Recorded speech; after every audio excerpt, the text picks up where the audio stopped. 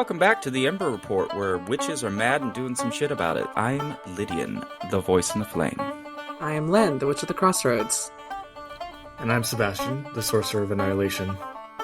Here is where we raise the lantern for the exiles. Keep the tea hot for the queers, the cunning folk, and the activists who never fit the mold. This week we are joined by a very special guest, someone who has thumped his way along TikTok and Witch Talk. Thumper Forge is at the news desk with us. Thumper, welcome. Thank you for having me. Come on in, family. The fire is kindled. The Sabbath begins now.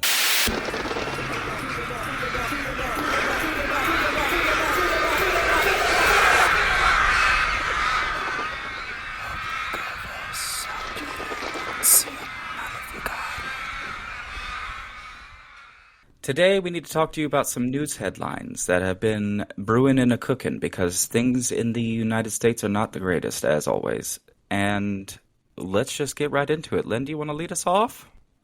Absolutely. So, recently we've seen that a record number of congressional lawmakers aren't running for re-election in 2026.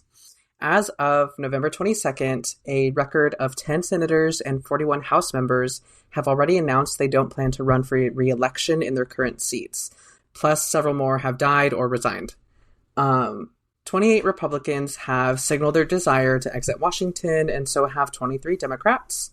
On the Democratic side, several of the party's older lawmakers are passing on the torch to a new generation of elected officials, like Senators Dick Durbin and Jeanne Shaheen, and Representatives Jan Schakowsky, Dwight Evans, and Danny Davis.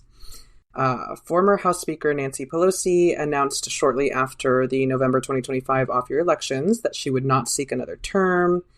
For Republicans, the retirements so far include Senators Mitch McConnell, fucking finally, Tom Tillis, Joni Ernst, plus Representative Don Bacon, all of whom have clashed at times with President Trump's vision of expanded executive power. And in a surprise move, Georgia Representative Marjorie Taylor Greene announced she would resign effective January 5th, 2026, after a very public clash with President Trump. The GOP has the majorities in both the House and Senate, and has taken steps in several Republican-led states to enact mid-decade gerrymandering to try to add more favorable districts for the party ahead of what is historically a challenging election cycle for the party in power. California's votes approved a retaliatory redistricting measure in November's off-year election that will redraw the state's congressional district to more heavily favor Democrats. Several other states are considering similar measures. And that's the first story. Wow. I have to say that this is unprecedented. The tides are changing, is what I'm going to say, because there's an election that's happening on Tuesday, December 2nd, in Tennessee's 7th Congressional District. And Republicans have been pouring money into this race. In Tennessee, a place that Trump won by 22 points, in Tennessee, these fucking Republicans are sweating bullets because not only did the Democrats outperform in this most recent special election, they cleaned the clocks. Not a single Republican won that night. Not a one. And what we're seeing is these congressional lawmakers are finally reading the winds of change, and they realize that their time is up. You know? What do you guys think? I could just be on my own in this little thought process, but I genuinely think that they realize their time is up. I think that's why a lot of them, because some of them said that it's because of these elections that they're not running for re-election. A lot of them are seeing how it's going in other places, and they're like, I'm not even going to risk it. Like, they see that they're not doing well. They're just giving up, which is good. We need to keep making them do that. Make them go away. That's what I was going to say. For sure, they are feeling the pressure. They're feeling the heat. And I think this is a good time to remind people that now that we have out of their own mouths, basically, that this is their state of mind, work that. So now we can start to put pieces in places for the betterment of us. What do you think, Thumper? What did the political scene in your area look like? I live in Texas, so I get to watch everybody else have revolution, and I get to kind of wave sadly and like one day we'll be blue again. But I think that I'm really happy to see establishment Democrats starting to step aside. Um, I I've always been politically independent, but like to the extreme liberal, and it's always been frustrating to watch Democrats make promises and then when they get into office go, "Oh, we tried, but we did our best, but nothing happened. But if you give us more money, we'll try again." And it was just a very frustrating, angst-ridden thing to watch as a liberal voter. Um, Hmm. I was very frustrated to watch establishment Democrats try to prevent younger and more progressive Democrats from moving into office. Hmm. Um, and I know it's because they felt threatened by that, like their cushy position, you know, maybe taken Hmm. away from them. And because that's just what it's always seemed to me is that Democrats get into office and don't do anything, but then they get to stay there and just sort of relax and, and Yeah, yeah, hold up yeah, a love is love sign every once in a while, and that's about it.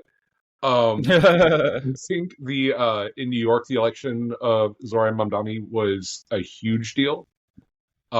Um, because I think he's sort of going to be the pioneer of this new wave of democratic socialism that actually might bring about some change. And his wife is from my hometown, so we call him our mayor-in-law. Um, Everyone in Houston is like, well, he's technically our mayor too. oh my God, we can share him. You can have him on the weekends, Yes. and every other Thursday. We'll co-parent the mayor of New York. I love this. Um, I love that. but no, I think a lot of, and then on the Republican side, I think people, especially on social media, people are like, "Wow, Marjorie Taylor Greene is really coming around. I can't believe I'm agreeing with MTG." And we're not agreeing with her. She is agreeing with us, but she's also like reading the writing on the wall and getting out before there are consequences. And she's crazy, but she's intelligent. I have a theory about Marjorie Taylor Greene that she says she's not running for president or higher office. I don't believe her. I think she wants to take over the MAGA wing of the party, but she's trying to sound like a sentient Donald Trump, I should Yeah. say. Yeah. One that doesn't sound stupid and rambles on about nonsense. She's trying to poise herself as I'm the future of the party, but I'm going to step back because why would I want to wage a primary where they're obviously going to lose? And then I have to sit there, and then her thing is like, I don't want to be a battered wife coming back and defending Donald Trump when he inevitably gets impeached.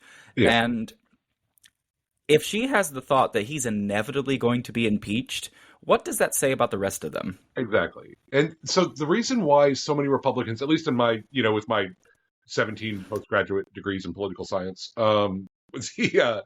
the Republicans supported Trump, especially Republican legislators and representatives supported Trump because their voting base supported Trump. Now Yeah. that their voting bases are turning away from Trump or getting frustrated with Trump, they want to stay in office, right? They want to, or they want to still have support. They want to be able, and if they're retiring or sneaking out, they want to do so in the good graces of their constituents. Yeah. So, Hmm. so they're like, oh, we don't like Trump either. And it's like, yeah, but you did last week. You did last week. You did. And you were literally out there campaigning for him. We know what you were doing. You're so Yeah. stupid.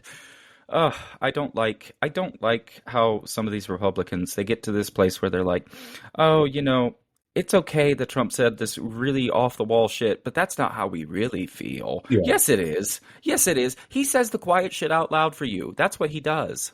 Yeah, absolutely. And What do you, I used to for about 3 years I worked for a very conservative Christian company. Oh, I remembered this TikTok. Sorry. I was like, wait a minute. I remember this TikTok. I've mentioned them before. A very small little financial advisory firm. Lovely people, really nice people, but extremely Republican. And I was talking to the owner one time, and he was talking about voting for Trump and how you kind of have to hold your nose to do it. but you have to do it, and because the alternative is so awful.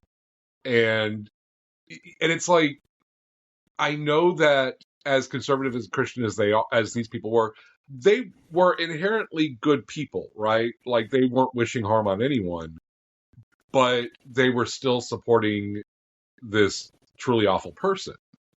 Yeah. And so it's like, well, you don't get an excuse because you're nice. You're still endorsing someone who is enacting horrible things that are harming people, and that kind of outweighs, your charitable contributions and Yeah. and the fact that I you don't care how much money you've given. The fact that you're supporting Trump takes all that away. yeah. And it's like, I'm glad that you personally like gay people, but the party you're supporting does not, and so that makes you part of the problem. I want to say one more thing because you raised up a point that I have kind of shifted my paradigm a little bit. I used to be the person that was on the left telling everybody, well, you got to vote for Kamala Harris because the alternative is Donald Trump. And while that is like true to an extent, Mm-hmm. I'm kind of like, now that I've seen Zoran win, Mm-hmm. I genuinely want to primary everybody. I'm like, all of you do not get to stay. None of you get to be lifelong Democrats. If you have fucked us, not just fucked us, but you have sat there for the last fucking 10 months, 11 months saying you can't do anything. And now suddenly that we have the wind in our sails, you're like, well, actually, all this thing. No, you don't get to be part of our party anymore. You get to go do your own thing. Yeah. No, I agree. I fully agree. And I think I was very much, I was a big fan of Kamala, but I felt like she was stifled by establishment Democrats. That's my buzz phrase lately, is establishment Democrats. I'm going to say it 17 more times As you should. I feel like she was stifled by the party itself because, she had handlers and she had people telling her what to say. Tim Wall's very similar, where like great, gregarious. That was the best pick. That was literally the best pick she could have picked, and then they muzzled him. Yeah, absolutely. And at the same time, I was like, but the alternative is so much worse. And her history really showed how progressive she was. But when it came to campaigning in those last 108 days or whatever, she was very much muzzled. And especially on social media, people were falling for so much Republican propaganda about her. And yeah, that she's a communist and all this stuff. Well, it was, everybody's like, she's a cop. And it was like, no, she's not. And the people who started that were Republicans who were saying that to get progressives angry with her. And even today, and this drives me up the wall, is, she went on this book tour and people are spending a couple $100 to get a seat at the book tour to yell at her and protest her. And they were doing this while the United Nations was meeting with Trump down the street. Yeah,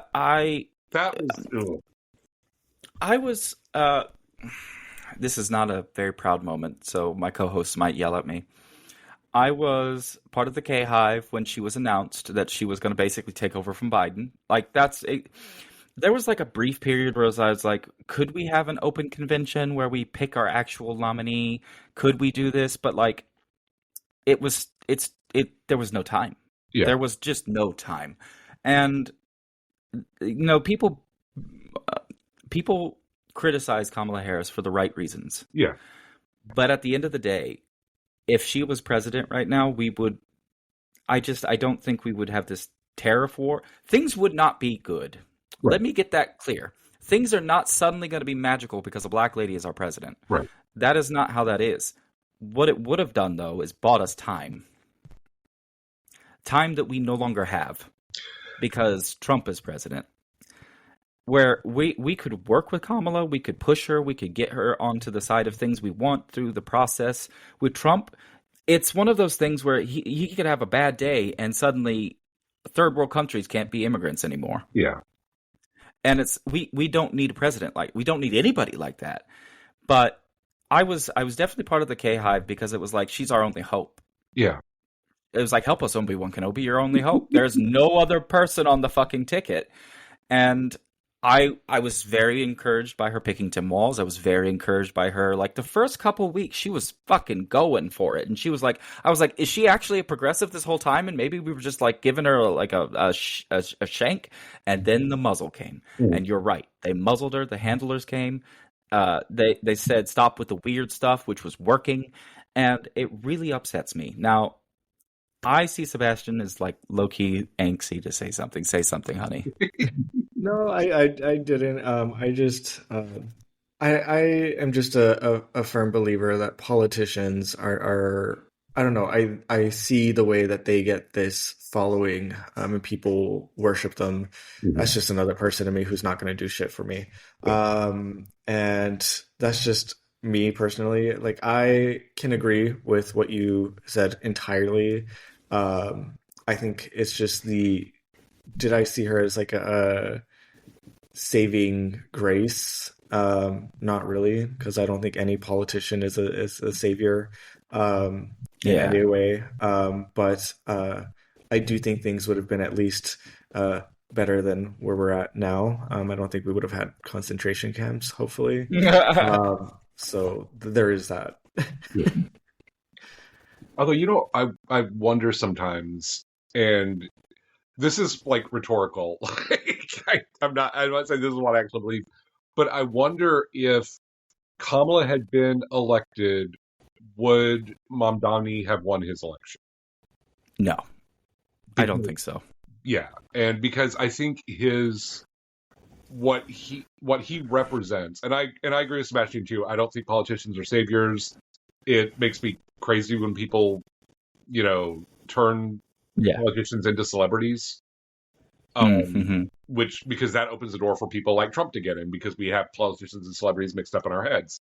But Mamdani showed that the night before the election, he was DJing at a gay bar, right? Like, yeah. He was randomly making TikToks with people on the street, which was amazing. He was, showing up for trans people, and he was showing up for every marginalized group, and throwing his support behind all of them. And he did all the things that establishment Democrats, there's my best phrase, that they say you can't do to win. Right? Like, yeah. You've got. I think it was. Sorry, go ahead. Oh no, I was just saying you have like somebody like Pete Buttigieg, who everybody was like really getting behind, but then he started kind of saying some transphobic stuff, and Gavin Newsom is saying transphobic stuff, and everybody's like, well, we can throw that group under the bus because they're not important to our larger base. Whereas Mamdani did the exact opposite and got elected in a landslide. So that really sends a message to everyone else that you can support everyone, and you can, embrace marginalized groups and still get elected.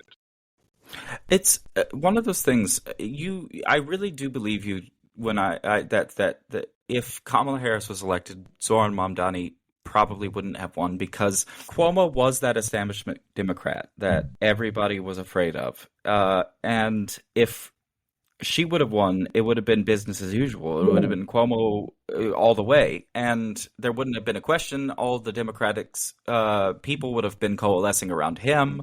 It would have just been a done deal. But the reason that I think Zoran Mamdani did win is because people are hungry. And he keeps raising interesting points. He says that obviously him and Trump have crossover voters. Yeah. And he ran the same message as Trump did, essentially. Affordability, rent's too damn high, and the buses are slow. That's his main 3 campaign points. Yeah. And what did we learn about that? Those are actual things people care about. Do you know what they don't care about? They don't care about the fact that you're going to go to war with somebody in a different country. Some people do. They really do. But most of the time, if you're telling me that Trump is going to stir up some wars and I shouldn't vote for him because of that, if I'm an average American, I don't care. I genuinely don't. What I care about is I can't pay my bills. I can't pay my food. I can't get food. I can't make sure that my kid has enough money to go to school one day. I don't have that kind of thing, Yeah. And so Zoran was like, fuck, that's exactly what that's the message that we do need to be going on, except we don't need to be having all of this inclusive hate and demonization of the marginalized groups of peoples. We don't have to have that. We can have the message that Trump ran on, which is affordability and cost of living, and not demonize people in the meantime. And I really wish that more Democrats would pick up on that. They're trying to now. They're talking about affordability and cost of living more, but like, you're way late to the party, honey. You're so late. Yeah, and we'll see what happens. But I do think we are like, when Nancy Pelosi announced that she was not going to be run for re-election, I took that as like a huge step forward, because she was, like, back in the 80s, she was a force to be reckoned with, and she was very progressive, and she was, fighting for groups that the government was actively trying to erase, right? Yeah.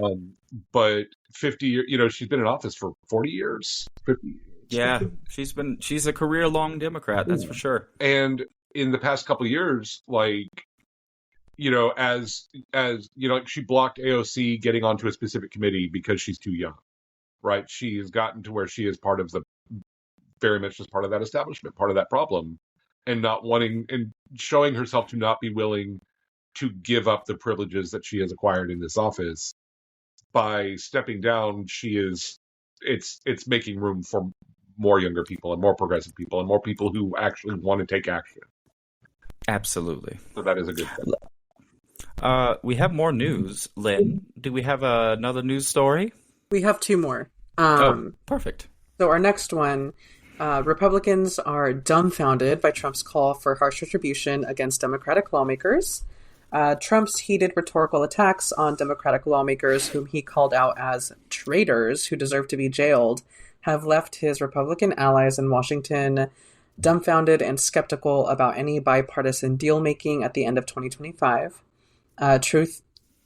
Trump made comments on his stupid app, Truth Social, in which he accused Senators Mark Kelly and Alyssa Slotkin and a group of House Democrats of this direct quote, seditious behavior punishable by death. Trump later doubled down on his comments.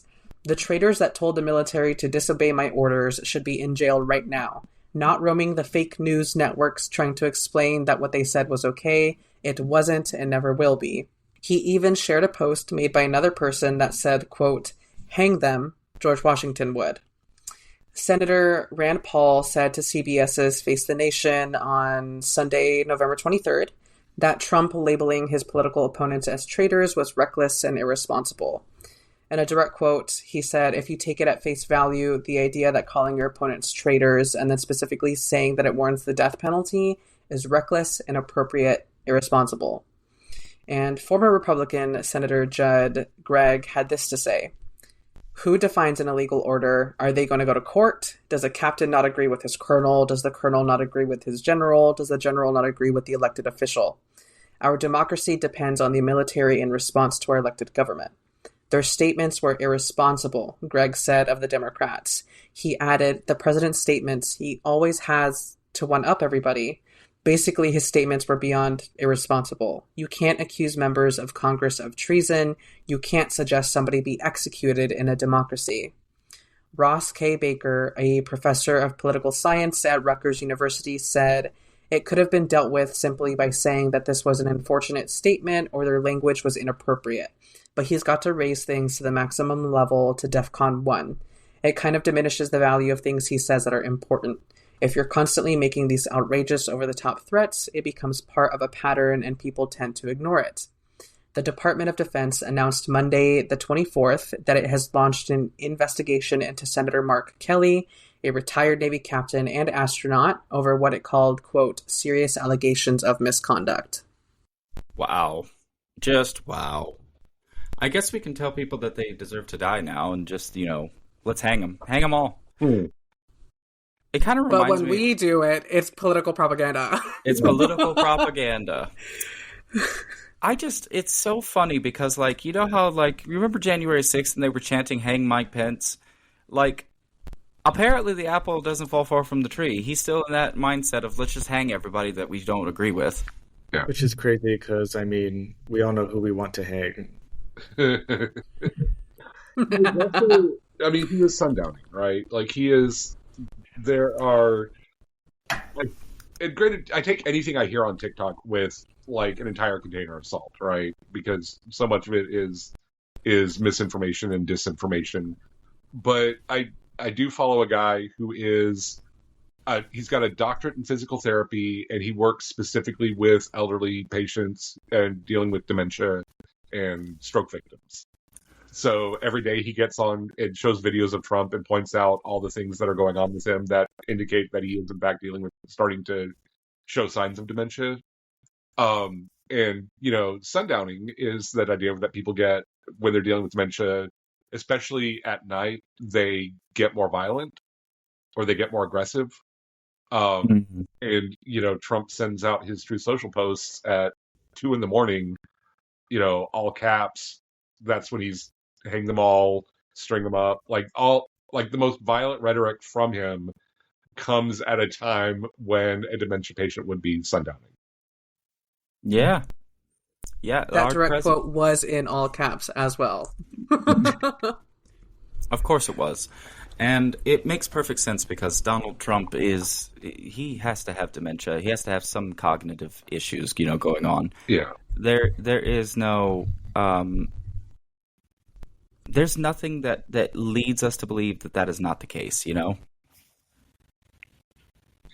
I don't know. I also think that, like, it's a very dangerous game when we sit there and we want to, talk about people who are traitorous and people who are, spreading that kind of information that would be deemed traitorous. That is such a slippery slope because it's also up to interpretation. What is your definition of traitor? Like, me telling the military not to obey unlawful orders is traitorish? Really? I don't understand. Yeah. Well, we are dealing with an administration that doesn't actually understand the law, right? Like, and I will say, I am not. I'm not an anarchist, but I understand that laws are like they exist because we all agree they exist, right? Yeah. And it's with that, because we have that agreement, that at least holds everything together somewhat. And for this current administration, they have people, Pam Bondi and Kristi Noem and all these people do not have a basic understanding of the law.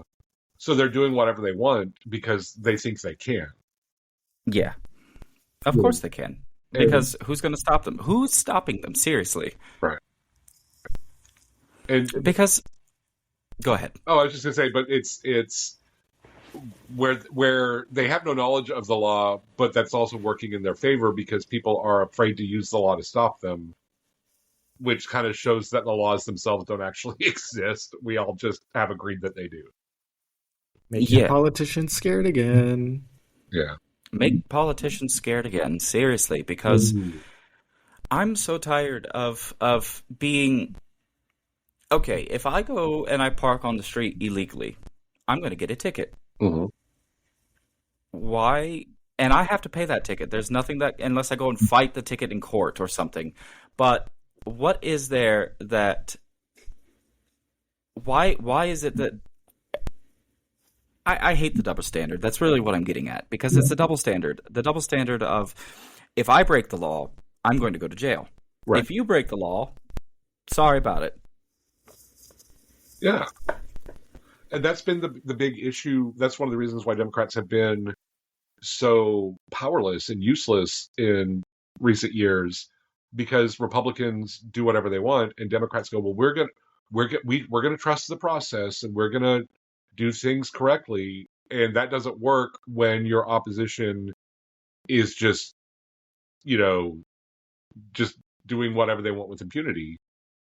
And, if you like in your example, like if Trump gets a traffic ticket and says, well, I'm not paying that. If nobody says, no, in fact, you are, and here's how we're going to make it, what happens is Trump gets a traffic ticket and says, I'm not going to pay this. And Democrats go, okay, well, we didn't think of that. Like it's like they're stymied by You're muted. him just doing whatever he wants and them thinking, but he can't do that. And looking at each other and going, he can't do that. But he did. And so you have to do something now. It baffles my mind because, like, why are you scared to uphold the law?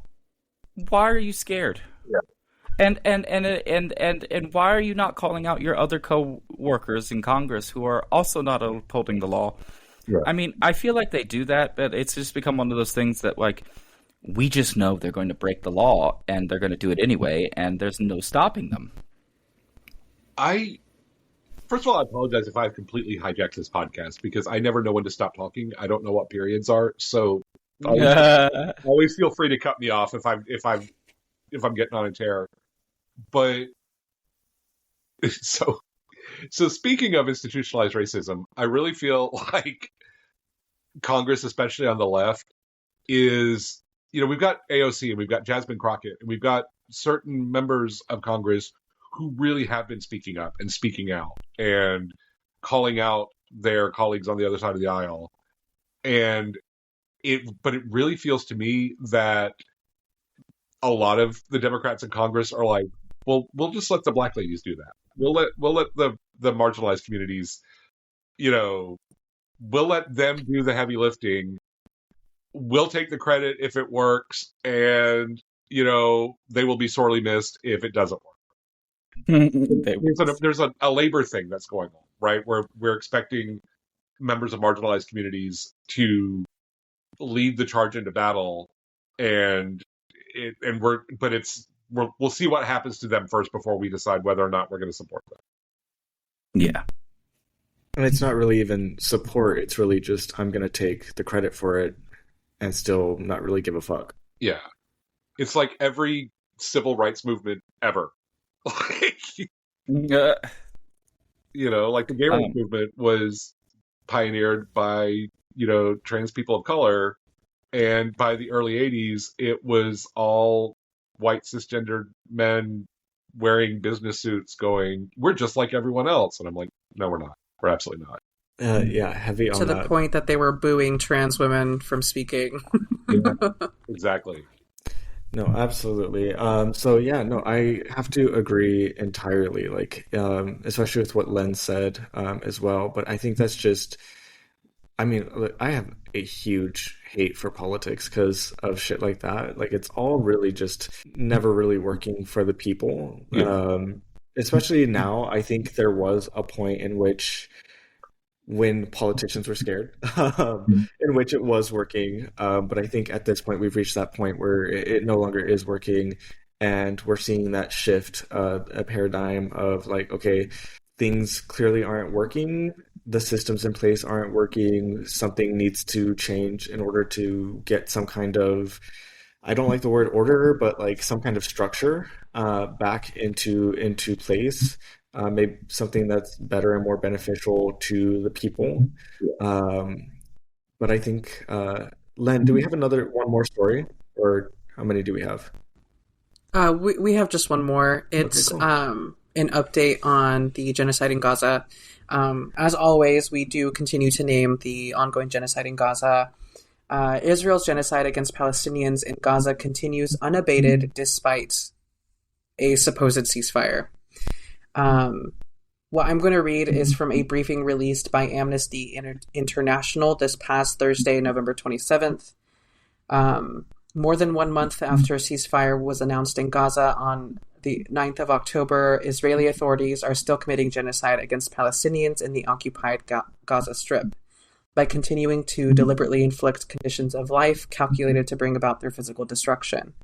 Israel severely restricts the entry of supplies and the restoration of services essential for the survival of the civilian population, including nutritious food, medical supplies, and electricity, as well as stringently limiting medical evacuations. Israeli authorities continue to prohibit the entry of equipment and materials necessary to repair life-sustaining infrastructure and require to move unexploded ordnance, contaminated rubble, and sewage, all of which pose serious and potentially irreversible public health and environmental damage.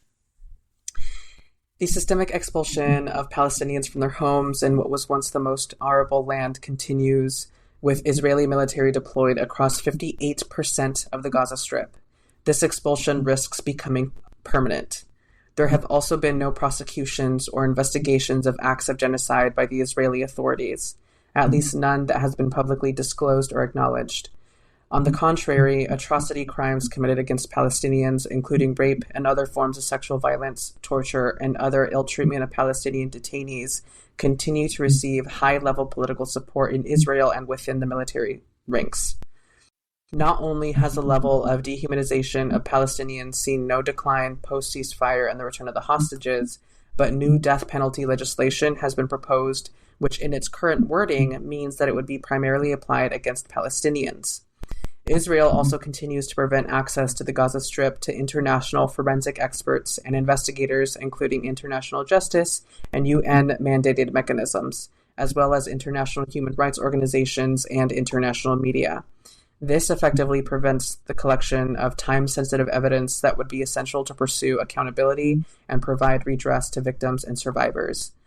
And I'll end this all with a quote from Agnes Callamard, Secretary General of Amnesty International. The ceasefire risks creating a dangerous illusion that life in Gaza is returning to normal. But while Israeli authorities and forces have reduced the scale of their attacks and allowed limited amounts of humanitarian aid into Gaza, the world must not be fooled. Israel's genocide is not over. Okay, so as we know, this ceasefire, I hate calling it that because there never was a ceasefire. Stopping for 1 minute, 60 seconds is not a ceasefire.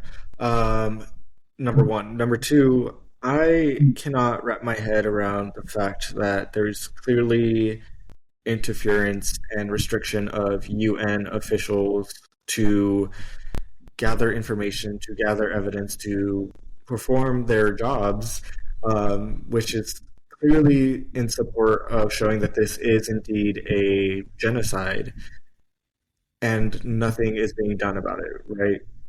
Is something that boggles my mind. I think it's really interesting to see with the way that the world kind of was like, oh, they said ceasefire, they said the word ceasefire, that was technically our only goal, time to look away, and now no one gives a fuck that there is no ceasefire.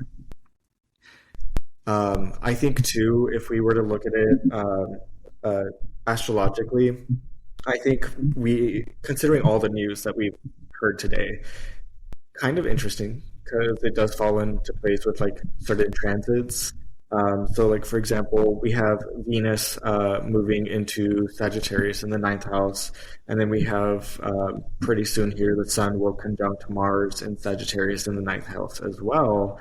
And so with all that being said, it's like a lot of realization influencing action, right? So like when it comes to the politicians, coming back a little further towards the beginning of the show, like a lot of these politicians are realizing and seeing like, oh, things are not going the way we thought, things are not going in our favor, now we have to backtrack and figure something out. But also when it comes to Gaza and this genocide, it makes me feel like perhaps a switch is coming where people are going to start to bring focus. And I don't mean that just in like, oh, social media, I stand with Gaza. No, like actual action occurring between like the UN or like more global action towards this event because of the conjunction in the 9th house with the influence of the Sun and Mars. So it's something that I'm seeing with like the solar concepts of like the visibility, but also sovereignty. But also with Mars, we do see that direct action. You know, like Mars also is involved with the concept of justice in a way, not in a way that we see with other like planets, but in a way of like getting things done and exacting that justice.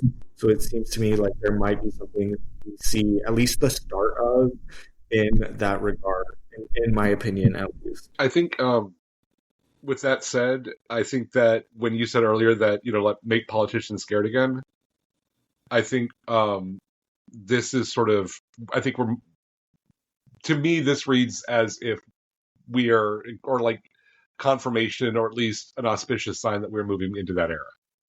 Because just like, Republicans have always done whatever their constituents, or, they've always sided with their constituents. If their constituents want Trump, they want Trump.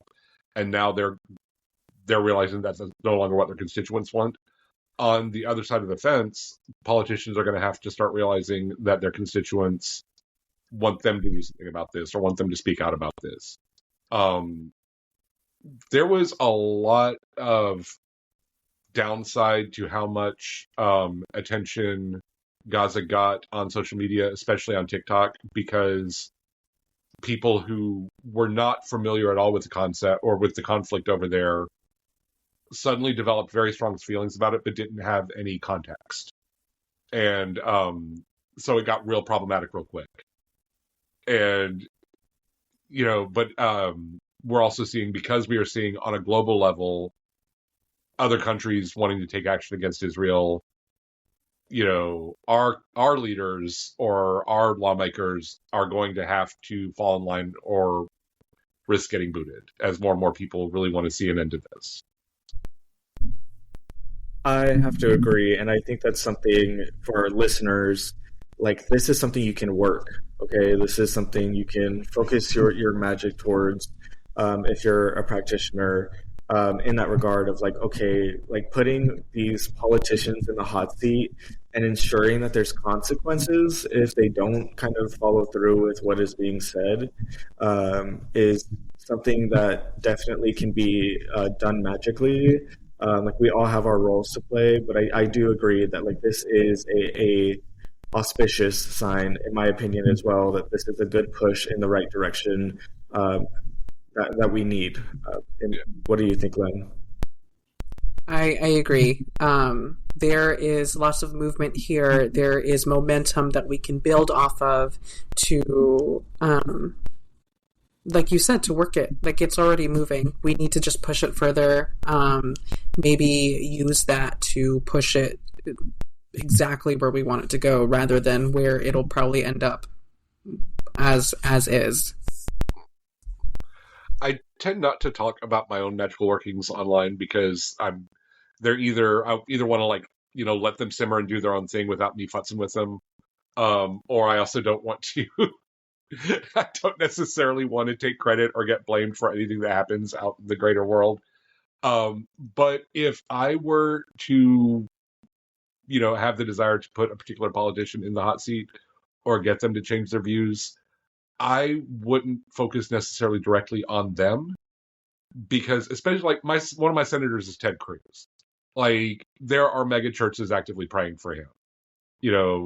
Me throwing herbs at a candle is not going to get through to him. But politicians have staffs, and they have people around them, and those staff members have spouses and relatives, and if you can always introduce something into the group through an unexpected person, thinking of it in terms of like a virus or a bacteria or something that will work its way in without directly, like if I was like, I'm going to breathe on Ted Cruz and give him COVID, I'm not going to ever get a chance to do that.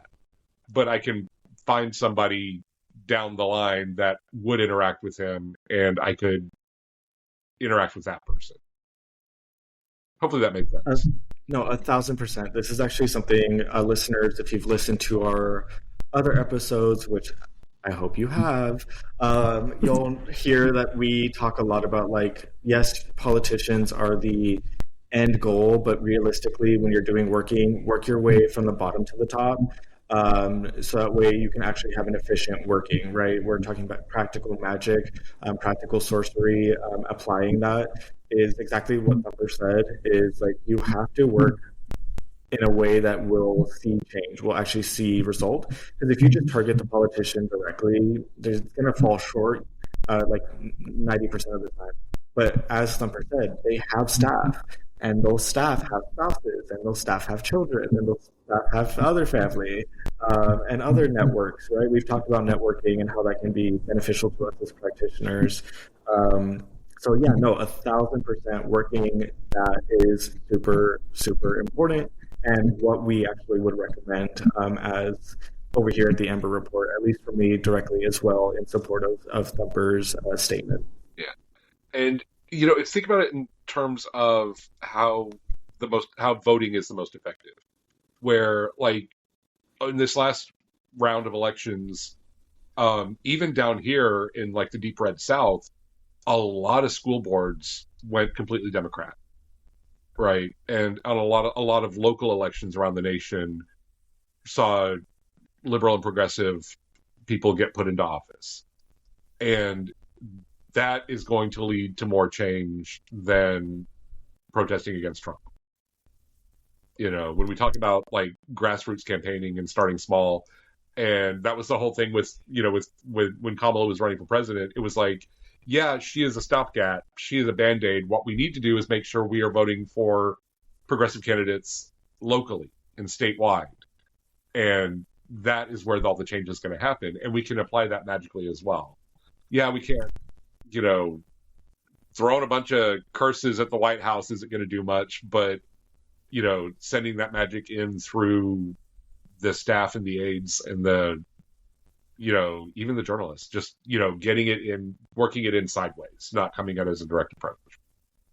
No, 1,000. I said it last time, and I'll say it again. I really do think we could make a lot of change happen if we just get a couple guillotines and stick them in front of the White House. No, literally. Make them scared. Listen, Florida water makes a great Molotov. But with that being said, I think too, like in terms of our sorcery, our magic, as practitioners, you have to think sometimes in like a guerrilla warfare tactics, right? You have to think local. You have to think sometimes what seems like smaller, quote unquote, which is really actually having a bigger impact than if you were to target the big boys directly. Yeah, absolutely. What you guys had said earlier about yes, don't like going after the big name politician probably won't work. Start small or find someone close to them who is not as public.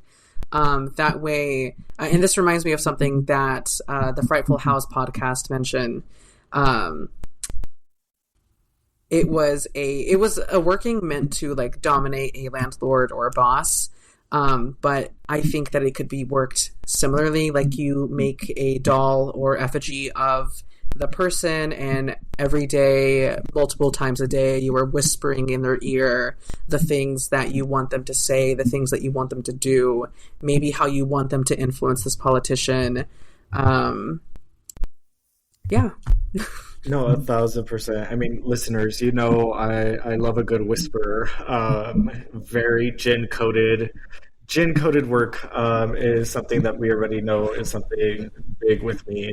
So yeah, like the way you can work this as well is like making this puppet of a reporter or a office assistant of the politician, and then being like, as you do whatever I say, here's like good offerings, right? Like here's incense, here's sweets, here's wine, blah, blah, blah, right? And then as soon as you can tell that like through like keeping watch and keeping track of information with your spirits and divination and whatnot, if they aren't, you revoke that and start punishing the puppet, right? So burn a part of the puppet, break the limbs, stab the puppet, other materia workings, piss on it, and then once they start, and then when they start doing what you originally were whispering to them, then you start to give them the treats again, right?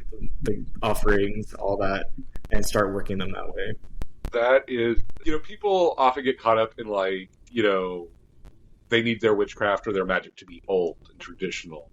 And I really like rail against that on social media and on my TikToks and talk about like it doesn't matter how old something is, if it works, it works.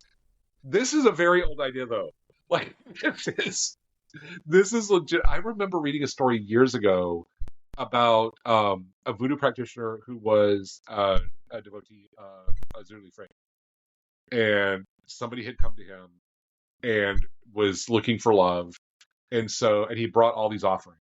So the Hogan went to his altar, and he gave Razuli all these offerings, and and begged her to help his client, and nothing happened. So he took all the offerings and threw them away, and then went back to the altar and was like, "Look what you made me do. All those nice things are going to waste because you wouldn't do what we asked you to do." And then immediately, like the next day, the guy was like, "I've met the love of my life." But that idea of positive and negative reinforcement can certainly be applied to I love your idea of the reporter of we need you asking certain questions. And if you do ask those certain questions, you get treats. If you don't ask those questions, I am so sorry about your ankle, but God gave you teeth. I love that. I love that so much. No, literally. I mean, Len, go ahead. Go ahead. Yeah, just one more thing. I'm sorry. It just came to me. Another way to put pressure on them. I love scissors. Get scissors. Keep them open. Lay down the puppet, the effigy, but keep it over their neck. And you could also, for extra oomph, put the 9 of swords under the effigy as well. And yeah, fuck them up. I had 10,000% wire cutters because in Texas it is illegal to keep wire cutters in your pocket. So there's wire cutters on my altar to represent working with taboo. And since they're there, I might as well just jam them on a puppet's neck. Couldn't hurt. Yep. Exactly. That a lot of change happens for the better when the negative things start affecting members of dominant groups. And that's something to think of as well. And it's frustrating, right? Because those of us who come out of marginalized communities, will scream about something for years, and then Jimmy Kimmel gets canceled and suddenly everybody's a revolutionary. Right. And it's so frustrating. But at the same time, it brings awareness and change. Right. And it's like how, in the late 80s and early 90s, the majority of Americans didn't really care about HIV and AIDS until straight people started getting it. And then it was a problem. And that was infuriating. But at the same time, it got people to take action. And this week, one of Caroline Levitt's relatives got arrested by ICE. And so, that's something to think about in terms of consequence of, having, the reporters and the staff members and all these people around the politicians putting, working change that way, but also thinking in terms of, maybe more Republican, people, members of Congress can have or more members of the administration can have their family members arrested by ICE. No, literally. So on that note, well, first I want to say this because I have ADHD and I will forget. Listeners, me and Len have talked about removing offerings and punishing spirits, essentially, and being like, look, you didn't do what I said, so I'm not giving you the offering. And kind of like the story Thumper said, that is a theory to apply to people when you're doing workings, because people are also just spirits. Okay? The same thing will work. But I digress. What I was going to say is, on that note of what Thumper just said, of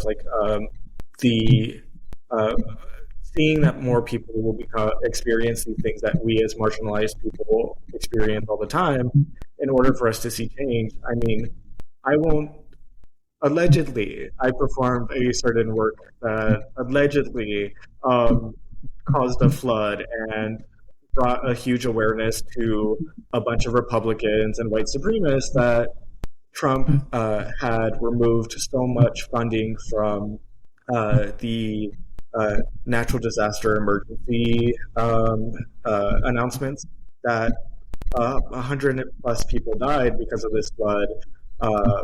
And now they were very upset towards that, right? So now we're seeing change in that action. But when it was affecting people of color and only people of color, and nobody cared, right? But as soon as it took out 100 people, most of which were Republican white supremacist children, now there's something we need to do. Yeah. So take that as you will. Is like it's a hard thing to watch privileged people and members of majority and dominant groups like it's suddenly care about things because it is affecting them. Like, why didn't you care when that was affecting me? Why didn't you care when I was loudly saying, hey, I am actively being harmed by this thing, and your favorite talk show host got fired, so now you're losing your shit? Like, but at the same time, in a situation like we're in right now, when we need momentum and we need to keep moving forward, there will be a time to say, okay, now let's look back at who these policies have always affected, and let's make sure it's not affecting any of us. In the moment, it's like, yeah, sucks, doesn't it? Come ride with us. Like you grab the allies where you can, and you move forward until the change is enacted. Yeah, no, a step forward is a step forward, no matter how small, even if it is through that method. I don't like it as a person of color, but listen, I will take what we can get at this point as we continue to fight for bigger steps. The whole kind of experience of that is so very dystopian, very Hunger Games, to kind of like be like, oh, look, we're all starving, dying, or being put in concentration camps, blah, blah, blah, blah, blah. But he gets fired and he's a talk show host, and suddenly the whole world flips upside down. It's the main thing, I think, for us to be aware of and to really work against is the complacency that comes after success. Because like when Obama got into office, like a lot of people were like, woo, okay, everything's better now, we don't have to work anymore. And it was like, no, there's still bad things happening. Like, the members of dominant groups, once the pressure is off and once they are not being affected by things, they tend to think everything's fine.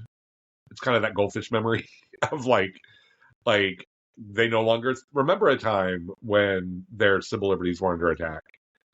So that's really, for those of us who are on the marginalized side of things, that's where we have to really put on the pressure and be like, no, no, no. Remember what happened the last time we got complacent. That's why True Social exists, because we all got complacent. And we still have to fight. We still have to work. And that's the time to really get up in the faces of the dominant groups and be like, no, we do not stop now. No, heavy on that. We do not stop now is something that we have been big on here at the Ember Report. You already know that we say over and over, do it. Go out there. You have to get shit done. Things have to get done. It is always better to ask for forgiveness than permission, is my go-to line sometimes. And there's things that we have to do when we're when we're under authoritarianism, basically, that we may not like everything that we have to do, and it may not feel comfortable, but it's got to get done. And after the fact, we can go like, oh, wow, maybe I overreacted. But in the moment, there is no overreaction. There is just doing what you need to do to protect yourself and the people you care about. It's all about survival in the moment. Yeah, absolutely. Well, with that being said, I think we have a show for the This has been the Ember Report, where resistance is witchy and spells are not optional. I'm Len, the Witch at the Crossroads. I'm Sebastian, the Sorcerer of Annihilation. And I am Thumper Forge, the Witch of the Week. And you can find me at thumperforge.com, and you can find me on pretty much every social media at Fivefold Law, just Fivefold Law. And then my blog at Patheos is called Fivefold Law as well. We thank Thumper for being on the show with us. And actually, listeners, if you catch us on the post show, we will be addressing and talking about Thumper's book. So stick with us there. If today's fire stirred something in you, share it, cast it wide. If you'd like to linger a while, there's always tea on the stove, a place in the resistance, and room at our table. At this time, we would like to thank our Patreon sponsors by name. Thank you, Sabrina Owens Newcraft and Pablo Rodriguez. Your support keeps us going. We'll be carrying this Ember over to Ashes and Sparks, our Patreon after show, for an extended conversation with Thumper Forge. You can find that at patreon.com/The Ember Report. where for as little as $1, you can get access to our after show and Discord server. Until next time, May our rage spark resistance. may our grief become fire. May our magic be sharp and unrepentant. The lantern is lit. You are still out there, and so are we.